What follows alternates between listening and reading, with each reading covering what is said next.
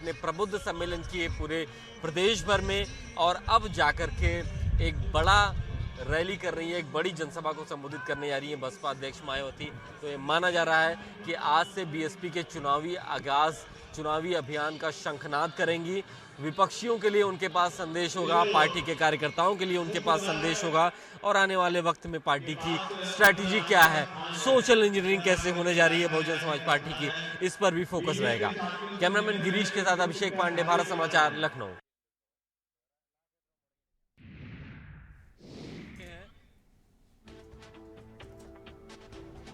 तो लखनऊ की ये तस्वीरें हैं जहां पर आज काशीराम का 15वां परिनिर्वाण दिवस है और इस मौके पर श्रद्धांजलि सभा का आयोजन भी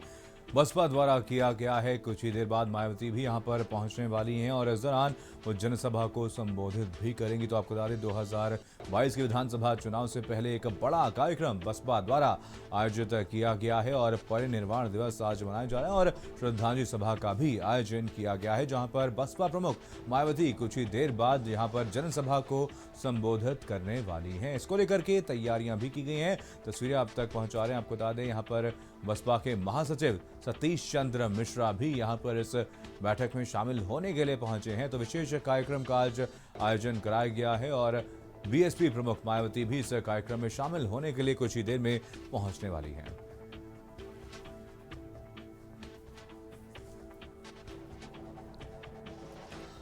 इस पर सबकी नजरें।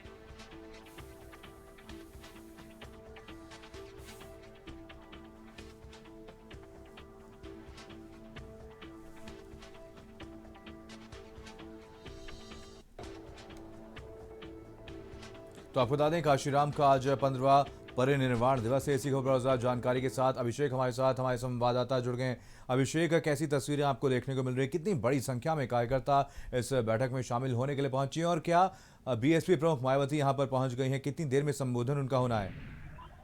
देखिए, बसपा अध्यक्ष मायावती आ चुकी हैं, मंच पे आ चुकी हैं और उनका संबोधन बस अब से थोड़ी देर में शुरू होने वाला है। इस काशीराम मेमोरियल में हजारों की तादाद में बहुजन समाज पार्टी के वर्कर्स, पार्टी के कार्यकर्ता इकट्ठा हुए हैं और उनको से थोड़ी देर में बसपा अध्यक्ष मायावती संबोधित करने जा रही हैं। तो कुल मिलाकर के एक तरीके से बहुजन समाज पार्टी का चुनावी अभियान का शंखनाद आज से होना है। पार्टी के संस्थापक को पुष्पांजलि अर्पित करने के बाद अब बसपा अध्यक्ष मायावती संबोधित करने जा रही है और यहाँ से जो मैसेज निकलेगा शायद तौर पर 2022 के चुनाव को लेकर के बीएसपी का एजेंडा होगा और उसी के आधार पर पार्टी अपना आगे का चुनावी अभियान तय करेगी। बिल्कुल अभिषेक, यहाँ पर 2022 के विधानसभा चुनाव से पहले एक बड़ा कार्यक्रम का आयोजन किया गया है। क्या लगता है कौन से ऐसे मुद्दे हैं जिसको लेकर के आज अपनी बात रख सकती है मायावती? चुनाव अभियान इसमें जो कई महत्वपूर्ण है, मतलब के लिए क्या बोलना है, कानून व्यवस्था क्या बोलना है, हम विषयों पर मायावती अपनी बात पहले भी रखती आई है, लेकिन 2022 का चुनाव नजदीक में अपने पार्टी को वो उत्साहित करना चाहेंगे, लोगों को चाहेंगे कि पार्टी 2022 के चुनाव में क्या सोचती है। कुछ दिनों पहले प्रबुद्ध सम्मेलन खत्म हुआ है पूरे प्रदेश भर में। बसपा अध्यक्ष मायावती देखिए बोलना शुरू करने जा रही है। वो उस पर आ चुकी है और उनके पार्टी के जो कार्यकर्ता हैं उन्होंने ताली बजाकर के उसका उत्साहवर्धन किया है और अब बसपा अध्यक्ष मायावती ने बोलना शुरू कर दिया है। बिल्कुल, तो तस्वीरें लगातार भारत समाचार आप तक पहुंचा रहा है। लखनऊ की ये तस्वीरें हैं। साफ तौर पर आप देख सकते हैं कि कैसे यहाँ पर काशीराम स्मारक पर मायावती पहुंच चुकी हैं और हाथ हिलाकर के सभी का अभिवादन स्वीकार करते हुए और जोरदार नारे भी यहां पर कार्यकर्ताओं द्वारा लगाए जा रहे हैं। तो 2022 के विधानसभा चुनाव से पहले बीएसपी द्वारा आज एक बड़ा कार्यक्रम रखा है, श्रद्धांजलि सभा का आयोजन किया गया है और यहां पर कयास लगाए जा रहे हैं कि कुछ बड़े वादे भी आज मायावती कर सकती हैं। तो कार्यकर्ताओं को कुछ ही देर में संबोधित भी मायावती करने वाली हैं। तो तस्वीरें पहुंचा रहे हैं लखनऊ की ये तस्वीरें जहां पर बीएसपी द्वारा एक बड़ा कार्यक्रम का आयोजन आज किया गया। अभिषेक जुड़ गए। अभिषेक, यहाँ पर बीएसपी द्वारा एक बड़े कार्यक्रम का आयोजन किया गया है, मायावती यहाँ पर पहुंच चुकी हैं और कौन कौन से बड़े नेता बीएसपी के यहाँ पर आज शामिल होने के लिए पहुंचे हैं? देखिए, बसपा अध्यक्ष मायावती है और उनकी पार्टी की पूरी स्ट्रेंथ यहाँ पर मौजूद है। जितने भी बड़े नेता हैं पार्टी के वो इस वक्त यहाँ पर मौजूद है। सतीश चंद्र मिश्रा की अगुवाई में ब्राह्मण सम्मेलन कराए गए हैं और उसके बाद अब अपने कैडर के वर्कर्स को संबोधित करने के लिए बसपा अध्यक्ष मायावती ने 9 अक्टूबर का दिन चिन्हित किया। पार्टी के संस्थापक की डेथ एनिवर्सरी होती है, और उस दिन यानी आज के दिन बसपा अध्यक्ष मायावती अपने लोगों को संबोधित कर रही हैं। हाँ। वो यहाँ से एक मैसेज देंगी जो 2022 के चुनाव में उनकी पार्टी वर्कर्स के सामने जाएगा। उनको उत्साहित करने के लिए यहाँ पर वो भाषण देंगी। तो कुल मिलाकर के इसको ऐसे समझाया जा सकता है कि बहुजन समाज पार्टी आज औपचारिक रूप से 2022 के चुनाव के लिए शंखनाद कर रही है। बिल्कुल अभिषेक, 2022 के विधानसभा चुनाव से पहले एक बड़ा कार्यक्रम आज किया गया है। बीएसपी के लिहाज से कितना महत्वपूर्ण है ये कार्यक्रम?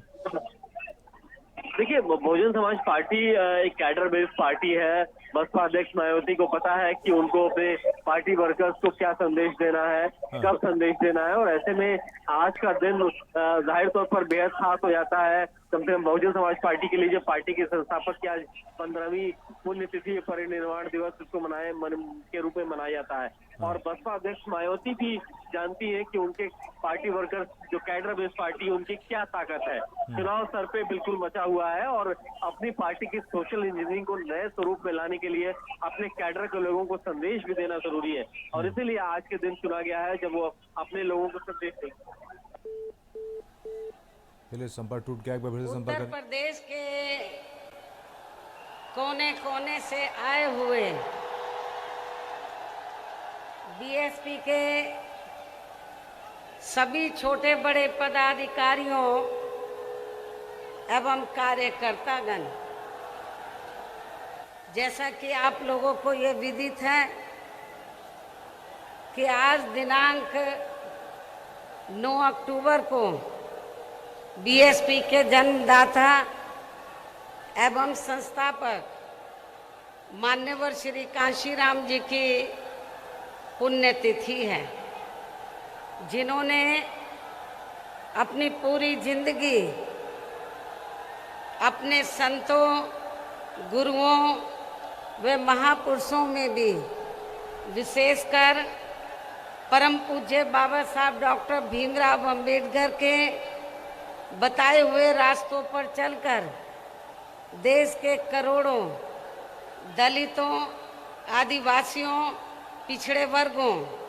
धार्मिक अल्पसंख्यकों तथा अन्य उपेक्षित वर्गों के लोगों को भी अपने पैरों पर खड़ा करने के लिए समर्पित की है। अब वो हमारे बीच में नहीं रहे हैं। ऐसे महान व्यक्तित्व को आज मैं उनकी पुण्यतिथि पर अपनी व उत्तर प्रदेश सहित पूरे देश में पार्टी से जुड़े सभी लोगों की तरफ से भी पूरे तहे दिल से इनको श्रद्धा सुमन अर्पित करती हूँ तथा नमन भी करती हूँ। साथ ही यूपी व देश के अन्य राज्यों में भी इनके अपार अनुयायी जिस भी रूप में आज इनकी पुण्यतिथि का कार्यक्रम आयोजित करके इनको अपने श्रद्धा सुमन अर्पित कर रहे हैं, उनका भी मैं अपनी व पार्टी की ओर से आभार प्रकट करती हूँ। और अब मैं इस मौके पर आप लोगों का ध्यान खासकर यूपी, उत्तराखंड व पंजाब स्टेट में कुछ ही महीनों के अंदर एक साथ होने वाले विधानसभा चुनाव को विशेष ध्यान में रखकर कुछ जरूरी बातों की तरफ दिलाना चाहती हूँ। जिन इन तीनों राज्यों में हमारी पार्टी पूरी तैयारी व दमदारी के साथ ये चुनाव लड़ रही है, जिसे मद्देनजर रखते हुए अब मैं सबसे पहले कमजोर एवं उपेक्षित वर्गों के लोगों को ये कहना जरूरी समझती हूँ कि बाबा साहब डॉक्टर भीमराव अंबेडकर ने भारतीय संविधान के बनने के बाद विशेषकर इन वर्गों के लोगों को ये कहा था कि मैंने काफ़ी संघर्ष एवं अथक प्रयासों से अपने इन वर्गों के लोगों को जिंदगी के हर पहलू में आगे बढ़ने के लिए भारतीय संविधान में कानूनी अधिकार तो जरूर दिला दिए हैं, लेकिन उनका सही व पूरा लाभ लेने के लिए इन्हें केंद्र में नहीं बल्कि 4 बार सरकार बनाने का मौका मिला है। और इस दौरान वैसे तो हमने यहाँ सर्व समाज के हितों का पूरा ध्यान रखा है, लेकिन सभी मामलों में प्राथमिकता पहले हमने यहाँ सर्व समाज में से उन गरीब, कमजोर एवं उपेक्षित वर्गों के लोगों को दी है, जिनकी यहाँ जातिवादी, संकीर्ण व पूंजीवादी मानसिकता रखने वाली पार्टियों की रही सरकारों में काफ़ी ज़्यादा उपेक्षा की गई है। साथ ही इनकी सरकारों में उपेक्षित रहे अपने सभी संतों, गुरुओं व महापुरुषों आदि को भी हमने पूरा आदर सम्मान दिया है। इसके साथ साथ हमारी पार्टी की रही सरकार ने यहाँ सर्व समाज में से विशेषकर गरीबों, मजदूरों, बेरोजगारों, किसानों, छोटे व्यापारियों, कर्मचारियों, वकीलों एवं अन्य मेहनतकश लोगों के साथ साथ छात्रों, युवाओं, महिलाओं व बुजुर्गों आदि के हितों में भी अनेकों ऐतिहासिक कार्य किए हैं तथा प्रदेश का हर स्तर पर काफ़ी विकास भी किया है, जिनको सत्ता परिवर्तन होने पर अब विरोधी लोग किसी न किसी रूप में अधिकांश उन्हीं को ही भुना रहे हैं। और अब तो केंद्र व अन्य राज्यों की भी सरकारें इनकी काफ़ी नकल कर रही हैं। इसके साथ ही यहाँ बिगड़ी हुई कानून व्यवस्था को भी काफ़ी हद तक सुधारा गया है। इतना ही नहीं, बल्कि जब यूपी में सन 2007 में पहली बार यहाँ बीएसपी की अकेले ही पूर्ण बहुमत की सरकार बनी थी, तो तब फिर हमने यहाँ प्रदेश व यहाँ की आम जनता का काफ़ी युद्ध स्तर पर चौतरफा विकास व उद्धार आदि किया था। यहाँ बेहतरीन कानून व्यवस्था भी दी थी, जिसकी पूरे देश में काफ़ी सराहना भी की गई थी। लेकिन ये सब यहाँ हमारी विरोधी पार्टियों को अच्छा नहीं लगा और इसके बाद तब से यहाँ सभी जातिवादी, संकीर्ण व पूंजीवादी पार्टियाँ अंदर एकजुट होकर व किस्म किस्म के हथकंडे आदि इस्तेमाल करके बीएसपी को सत्ता में आने से रोकने में लगी हैं, जिसकी खास वजह से ही पिछले 2 विधानसभा आम चुनावों में हमारी पार्टी यहाँ सत्ता में आसीन नहीं हो सकी है। लेकिन इस दौरान चाहे यहाँ सपा सत्ता में रही हो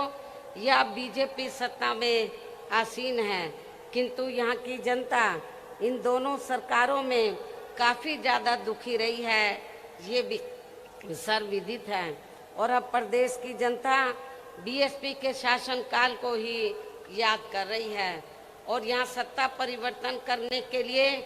काफ़ी हद तक अपना मन भी बना चुकी है। और ऐसे में अब इस बार यहाँ बीएसपी की सरकार बनना लगभग तय है, जिसके लिए पार्टी के लोगों को अभी से ही यहाँ सभी विरोधी पार्टियों के साम, दाम, दंड भेद आदि हथकंडों से भी जरूर सावधान रहना है। हालांकि अभी तक इन्होंने जिन जिन हथकंडों को भी इस्तेमाल किया है, तो उनके बारे में मैं पार्टी के लोगों को समय समय पर काफ़ी हद तक सजग भी करती रही हूँ, किंतु फिर भी इस संबंध में सावधानी के तौर पर यहाँ मैं आप लोगों को ये कहना जरूरी समझती हूँ कि यहाँ प्रदेश में कुछ ऐसी भी छोटी छोटी पार्टियाँ व संगठन आदि हैं जो अकेले या फिर गठबंधन करके भी ये चुनाव लड़ सकते हैं। इनका मकसद कोई चुनाव जीतना नहीं होता है, बल्कि अपने स्वार्थ में पर्दे के पीछे से खासकर सत्ताधारी पार्टी को फायदा पहुंचाने के लिए ही होता है। और फिर ये लोग उन्हीं के हिसाब से अपने उम्मीदवार भी चुनाव में खड़ा करते हैं। इसलिए ऐसी पार्टियों व संगठनों को अपनी जात बरादरी व रिश्ते नातों आदि के भी चक्कर में पड़कर इन्हें अपना वोट देकर कतई भी खराब नहीं करना है, वरना फिर से यहाँ बीजेपी सत्ता में वापस आ सकती है। इसके साथ ही प्रदेश में एक पार्टी तो ऐसी भी है जो दूसरी पार्टियों के स्वार्थी व टिकटार्थी किस्म के लोगों को अपनी पार्टी में शामिल करा के अपने कुनबे व परिवार आदि को बढ़ाने में लगी रहती है, जिसके शासन काल में यहाँ की जनता खासकर कानून व्यवस्था के मामले में काफ़ी ज़्यादा दुखी रही है। ऐसी पार्टी के बहकावे में भी आप लोगों को कतई भी नहीं आना है। इसके साथ ही चुनाव घोषित होने से कुछ समय पहले वह वोट पड़ने तक भी हमारी पार्टी को नुकसान पहुंचाने के लिए या खासकर जातिवादी मीडिया या फिर बीएसपी के विरुद्ध प्रायोजित किया गया मीडिया भी बीएसपी की स्थिति को जानबूझकर काफ़ी कमज़ोर करके दर्शाता रहेगा, जिससे भी पार्टी के लोगों को बिल्कुल भी गुमराह नहीं होना है। और इस संबंध में हम जल्दी ही मुख्य चुनाव आयोग को भी एक चिट्ठी लिखेंगे कि किसी भी स्टेट में जब विधानसभा आम चुनाव का समय 6 महीने रह जाए तो तब से लेकर वोट पड़ने तक सभी एजेंसी के सर्वे पर रोक लगनी चाहिए, ताकि उसकी आड़ में जो कुछ एजेंसी का धंधा चल रहा है तो वे बंद हो जाए तथा फिर चुनाव भी प्रभावित ना हो सके। जैसे आप लोगों को ये मालूम है कि बंगाल में जब विधानसभा का आम चुनाव चल रहा था तो वहाँ पर रिजल्ट आने से पहले तो सर्वे वाले तो ममता बनर्जी को बहुत पीछे दिखा रहे थे, लेकिन जब रिजल्ट आया तो उल्टा आया और जो सत्ता के सपने देख रहे थे तो वो उनका सपना चकनाचूर हो गया और ममता बनर्जी तो भारी बहुमत से वहाँ सत्ता में पुनः वापस आ गई। इसलिए आप लोगों को ये जो सर्वे वगैरह है इनके बहकावे में कतई नहीं आना है। इतना ही नहीं बल्कि अब तो चुनाव के नज़दीक बीजेपी की केंद्र व यूपी की सरकार यहाँ अपनी पार्टी के पक्ष में हवा बनाने के लिए जिस प्रकार से सरकारी मशीनरी का इस्तेमाल कर रही है ये भी किसी से छिपा नहीं है। हो सकता है कि जब इससे भी इनका काम चलने वाला नहीं है तो तब फिर ये पार्टी आखिर में इस चुनाव को किसी भी मामले में हिंदू मुस्लिम सांप्रदायिक रंग देकर तथा उसकी आड़ में भी राजनीतिक फायदा उठाने का पूरा प्रयास कर सकती है। उसे भी ध्यान में रखकर आपको ये चुनाव लड़ना है। इसके साथ साथ आजकल ये बात भी काफ़ी चर्चा में है कि इस बार चुनाव में बीजेपी अपने बड़े बड़े पूंजीपतियों व धन्ना सेठों आदि से काफ़ी धन खर्च कराने वाली है, जिनके हिसाब से ही ज़्यादातर नीतियां बना के ये लोग अपनी सरकार चलाते हैं, जिसकी खास वजह से ही अब पूरे देश के किसान केंद्र सरकार के बनाए गए तीनों कृषि कानूनों को लेकर अभी तक भी काफ़ी आक्रोशित व आंदोलित भी हैं। और अब तो आंदोलित किसानों का काफ़ी ज़्यादा शोषण व उत्पीड़न भी किया जा रहा है। और इस मामले में लखीमपुर खीरी की घटना इसका ताज़ा उदाहरण भी है। इसके अलावा अब ये पार्टी चुनाव घोषित होने के नज़दीक व चुनाव के दौरान भी यहाँ खासकर कोरोना नियमों की आड़ में हमारी पार्टी के लोगों को भी काफ़ी परेशान कर सकती है, जिसे भी ध्यान में रखकर पार्टी के लोगों को इस चुनाव में कोरोना नियमों का जरूर पालन करते रहना है। वैसे भी इस मामले में अभी सावधानी बरतते रहना ही आपके स्वास्थ्य व पार्टी के भी हित में बहुत ज़रूरी है। इसके साथ ही इस संदर्भ में सावधानी के तौर पर यहाँ मैं आप लोगों को ये भी कहना चाहती हूँ कि आज़ादी के बाद देश के अन्य राज्यों की तरह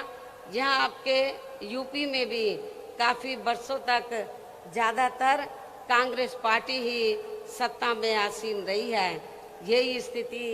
केंद्र में भी थी, लेकिन कांग्रेस पार्टी की जातिवादी व पूंजीवादी सोच होने के कारण उस समय कांग्रेस पार्टी की रही सरकार में सभी जाति व धर्मों में से जो लोग अपने खुद के इस प्रदेश में रोटी रोजी नहीं मिलने के कारण उसकी तलाश में व मजबूरी में यहाँ से बड़ी संख्या में अपनी रोटी रोजी के लिए पलायन करके दूसरे राज्यों में चले गए थे। तो उनमें से इस बार अधिकांश लोग कोरोना काल में वहाँ से पलायन करके फिर से अपने खुद के प्रदेश यूपी में वापस आ गए थे और लगभग यही स्थिति कुछ और राज्यों में भी हमें देखने के लिए मिली है। किंतु इनके लिए यूपी में भी आकर अति दुख की बात ये रही कि यूपी की वर्तमान भाजपा सरकार ने ना तो इनकी रोजमर्रा की जरूरतों को पूरा किया तथा ना ही इनको रोटी रोजी के साधन देकर इन्हें यहाँ स्थापित करने का भी कोई प्रयास किया है, जिससे दुखी होकर तब ये लोग यूपी से लॉकडाउन के हटते ही यहाँ से पुनः पलायन करके अपनी रोटी रोजी के लिए फिर से दूसरे राज्यों में वापिस चले गए। इसके साथ ही यहाँ अति दुख की बात ये भी रही कि उस समय यूपी में कोरोना से जिन लोगों की मृत्यु हो गई थी तो उनके दाह संस्कार के लिए भी यहाँ की भाजपा सरकार ने लकड़ी तक का भी कोई उचित प्रबंध नहीं किया था, जिसके कारण फिर बड़ी संख्या में इनके शव यहाँ गंगा यमुना नदी नालों आदि में बहते हुए हमें नजर आए हैं। इससे इनके संस्कारों का भी काफ़ी कुछ पता चलता है। इतना ही नहीं बल्कि उस दौरान इनके प्रति अन्य पार्टियों का भी रवैया लगभग एक जैसा ही हमें देखने के लिए मिला है। और इस मामले में वैसे आप लोगों को ये मालूम है कि खासकर यूपी व बिहार के जो गरीब एवं बेरोजगार लोग अपनी रोटी रोजी के लिए बड़ी संख्या में दिल्ली व महाराष्ट्र के मुंबई में जाकर बस गए थे, तो ये लोग कोरोना काल में वहाँ की सरकारों की रही अनदेखी की वजह से ज़्यादातर पलायन करके वापस अपने मूल प्रदेश यूपी व बिहार में आ गए थे। जबकि महाराष्ट्र में तो वहाँ शिवसेना कांग्रेस व एनसीपी की मिली जुली सरकार चल रही थी, जिन्होंने ऐसे समय में भी इनके वहाँ ठहरने व खाने आदि की कोई भी उचित व्यवस्था नहीं की थी। और अब इन पार्टियों के लोग यहाँ यूपी में होने वाले विधानसभा चुनाव में अपने वोट की खातिर किस्म किस्म की लंबी चौड़ी बातें कर रहे हैं। इसके साथ साथ उस समय ओबीसी की पार्टी ने भी यहाँ यूपी में आकर ऐसे आए हुए लोगों में से अपने खुद के मुस्लिम भाइयों की भी कोई मदद नहीं की थी, जो अब यहाँ आकर खासकर मुसलमानों का वोट लेने के लिए काफ़ी बड़ी बड़ी बात कर रहे हैं। और इस मामले में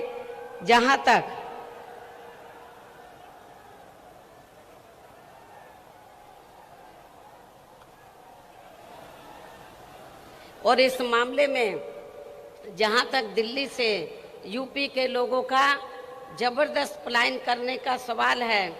जहां पर श्री केजरीवाल के नेतृत्व में आम आदमी पार्टी की सरकार चल रही है, तो अब ये पार्टी भी यहाँ यूपी में आकर अपनी पार्टी को मजबूत बनाने के लिए काफ़ी लंबी चौड़ी बातें कर रही है। जबकि इस आम आदमी पार्टी की सरकार ने भी यूपी से अपनी रोटी रोजी के लिए दिल्ली में जाकर बसे लोगों की यहाँ कोरोना काल में उनकी रोजमर्रा की ज़रूरतों को पूरा करने की बात तो बहुत दूर की रही, बल्कि इस पार्टी ने उनको यूपी में वापस भेजने तक की भी कोई उचित व्यवस्था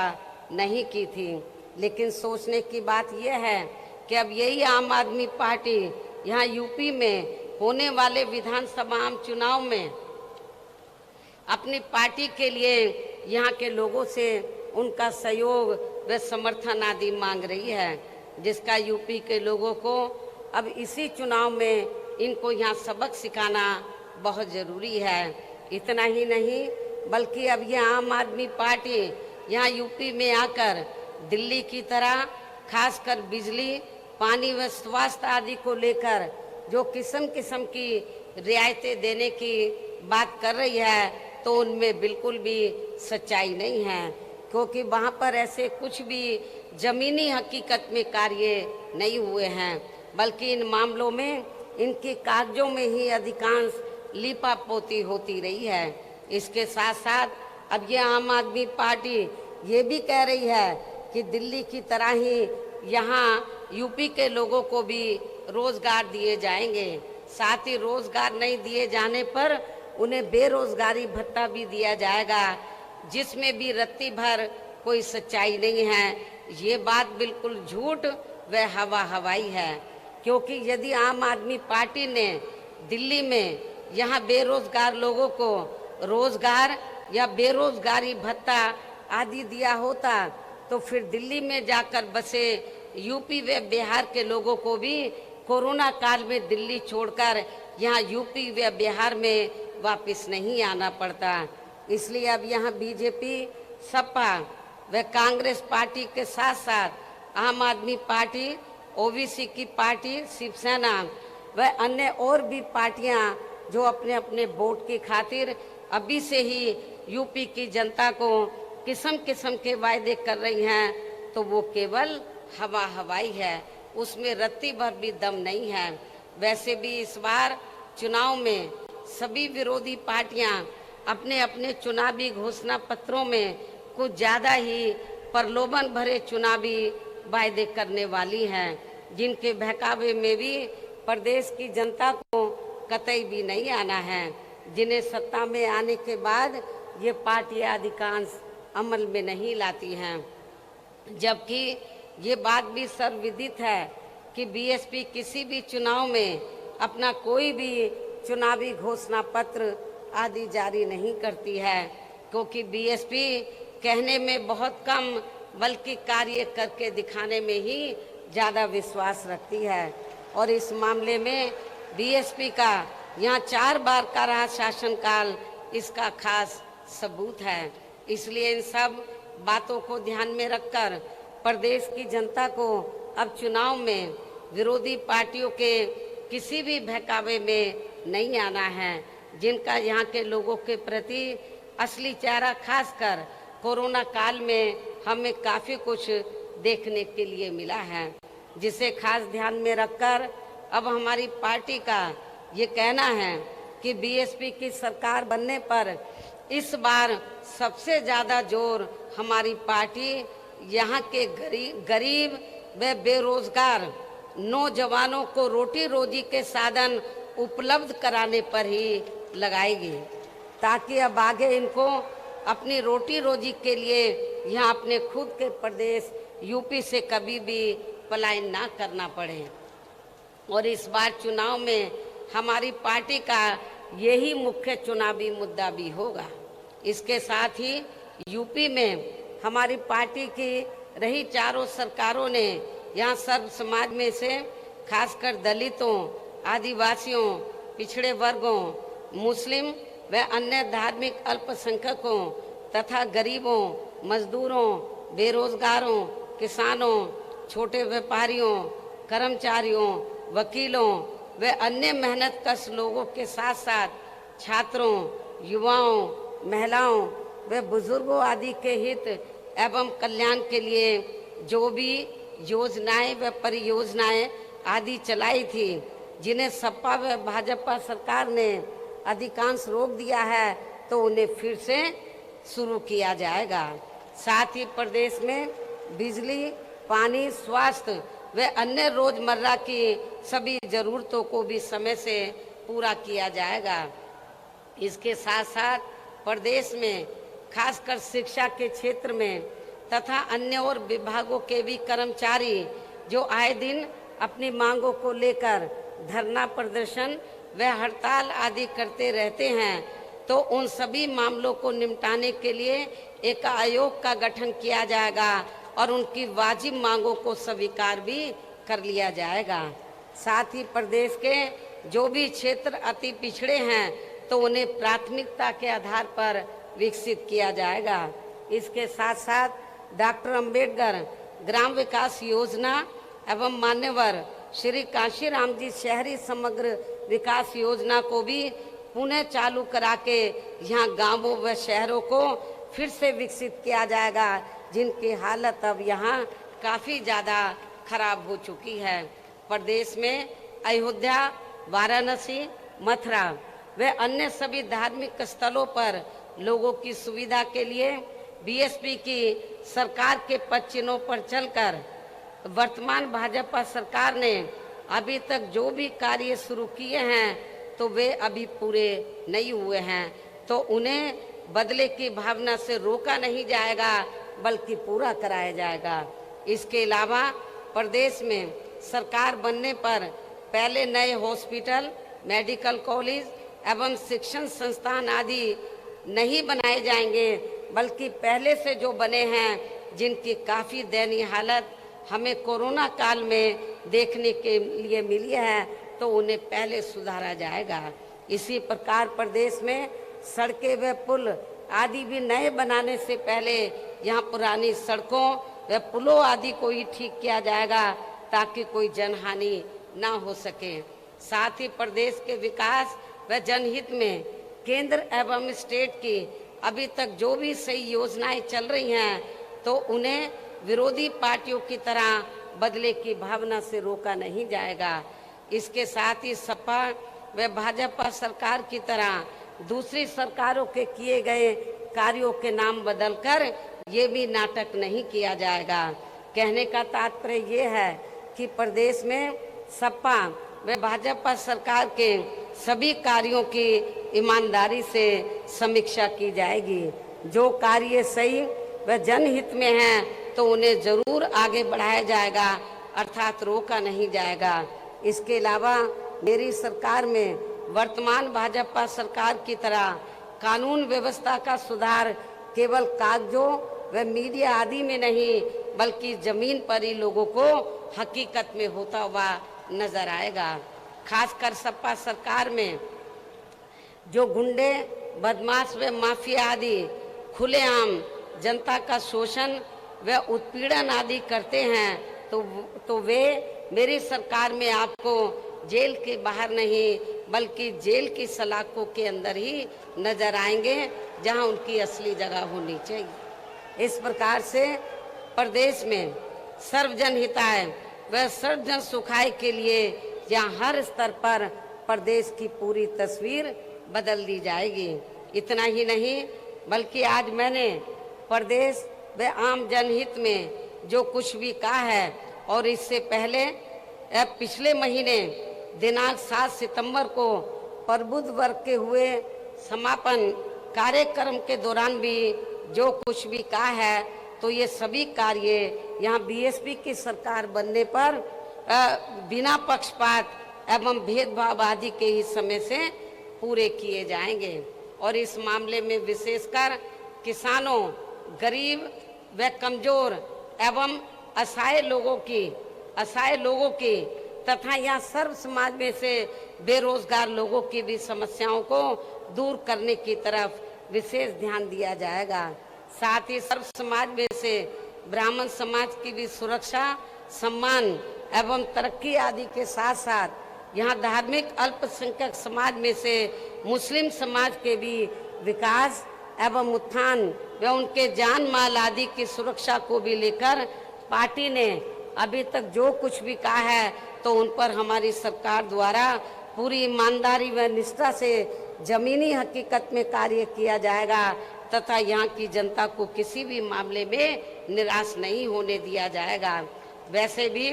बीएसपी किसी भी मामले में, मैं फिर इस बात को दोहराती हूँ कि वैसे भी बीएसपी किसी भी मामले में जो कहती है तो उस पर सही से अमल भी करके दिखाती है। यही बीएसपी की खास पहचान भी है। लेकिन इस मामले में सावधानी के तौर पर यहाँ मैं ये भी कहना चाहूँगी कि यदि यूपी की वर्तमान भाजपा सरकार ने यहाँ की जनता के प्रति अपनी जिम्मेवारी को पूरी ईमानदारी व निष्ठा से निभाया होता तो अब यहाँ विधानसभा के आम चुनाव होने के नज़दीक यूपी की सरकार के साथ साथ माननीय प्रधानमंत्री जी व अन्य और केंद्रीय मंत्रियों एवं नेताओं आदि को भी यूपी की जनता को लुभाने के लिए अब यहाँ थोक के भाव में ताबड़तोड़ शिलान्यास, घोषणाएं व कच्चे कार्यों का भी उद्घाटन आदि नहीं करना पड़ता।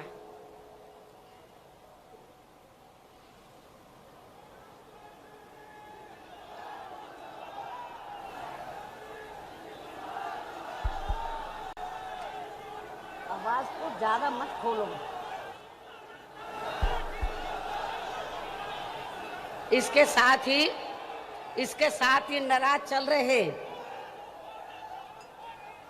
किसानों को वे अपनी उपेक्षा को लेकर कुछ नाराज चल रही जातियों को भी साधने के लिए अब यहाँ इनको चुनाव के नजदीक खासकर जाट व गुर्जर आदि समाज के राजाओं की प्रतिमाएं लगाने व यूनिवर्सिटी आदि के भी नाम बेमन होकर नहीं रखने पड़ते, जबकि वास्तव में ये सभी कार्य बहुत पहले ही पूरे हो जाने चाहिए थे, जिनका अब सरकार के लोगों को यहाँ शिलान्यास नहीं बल्कि लोकार्पण व उद्घाटन आदि ही करना पड़ता। इसी प्रकार अब चुनाव होने के नज़दीक इनको उन जाति के विधायकों को भी काफ़ी दुखी मन से मंत्री आदि बनाना पड़ा है, जो जातियाँ इनकी कार्यशैली से काफ़ी नाराज चल रही थी, जिससे भी इनको अब कोई खास लाभ मिलने वाला नहीं है। ऐसे में अब प्रदेश की जनता यूपी व केंद्र सरकार के भी आसानी से बहकावे में आने वाली नहीं है। और अब मेरा यही कहना है कि यदि आप लोग मेरी इन सब बातों को ध्यान में रखकर तथा हर प्रकार की सावधानी बरतते हुए ये चुनाव लड़ते हैं तो फिर इस बार यहाँ बीएसपी की सरकार को बनने से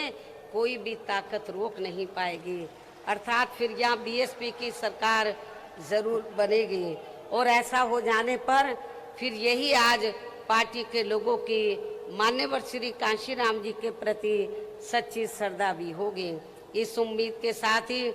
मैं आप लोगों को पार्टी के आगे के प्रोग्राम के बारे में ये भी बताना चाहती हूँ कि इसी महीने दिनांक 21 अक्टूबर सन 2021 से प्रदेश की प्रत्येक विधानसभा में उसके सभी सेक्टरों व पोलिंग बूथों आदि की बनी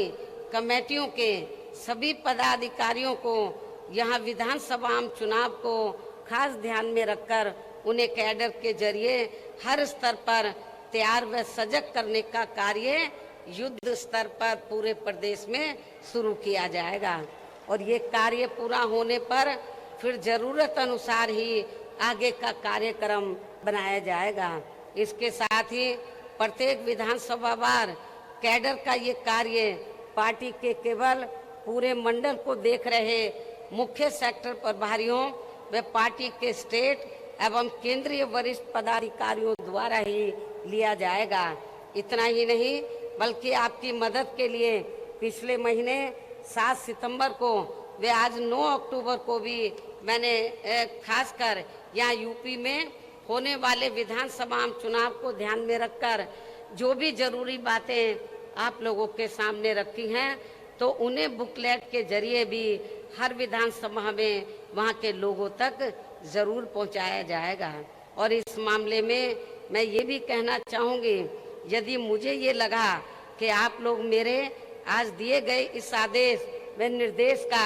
सही से पालन नहीं कर पा रहे हैं तो फिर मैं ज़रूरत महसूस होने पर पार्टी हित में प्रदेश की किसी भी विधानसभा में जाकर खुद उसका निरीक्षण भी कर सकती हूँ। इसलिए आपको ये कार्य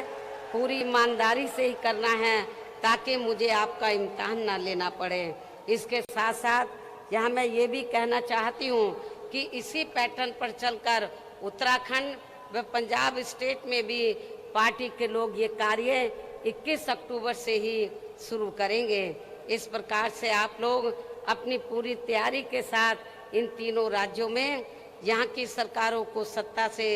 जरूर बाहर करेंगे। अर्थात आप लोग उत्तर प्रदेश में व इससे लगे उत्तराखंड प्रदेश में भी अपनी पार्टी की सर्वजन हिताय व सर्वजन सुखाय की सरकार जरूर बनाएंगे। साथ ही पंजाब स्टेट में भी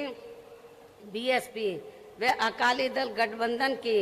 श्री सुखबीर सिंह बादल जी के नेतृत्व में यहाँ भी अपनी सरकार जरूर बनाएंगे। इस भरोसे के साथ ही अब मैं मान्यवर श्री कांशीराम जी की पुण्यतिथि के मौके पर केंद्र की सरकार से इनको भारत रत्न की उपाधि से सम्मानित करने की भी जोरदार मांग करती हूँ और इसके लिए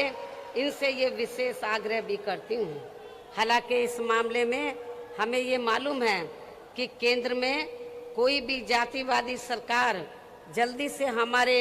दलित वर्ग के महान व्यक्तित्व को